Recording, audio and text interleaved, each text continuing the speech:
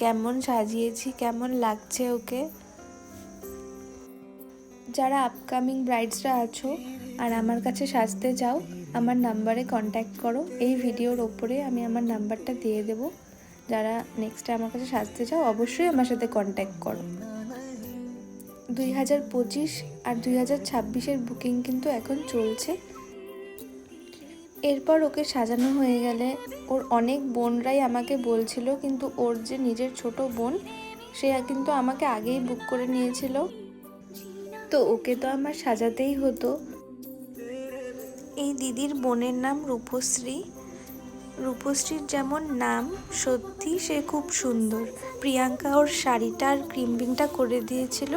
দিদির কমপ্লিট হয়ে গেলে আমি বলেছিলাম ওকে সাজিয়ে দেব, তো ও ওয়েট করছিল আমার জন্য।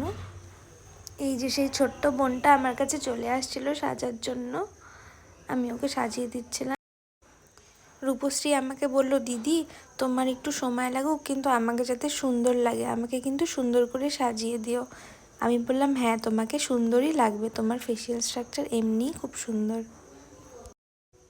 আমি কিন্তু ওকে অনেক তাড়াতাড়ি ছেড়ে দিয়েছিলাম, কারণ ওর বাড়ির লোক বলছিল যে একটু তাড়াতাড়ি করো, কিন্তু এইটুকু সেজেই ওর কোনো সত্যিই খুব হ্যাপি হয়ে গেছিলো।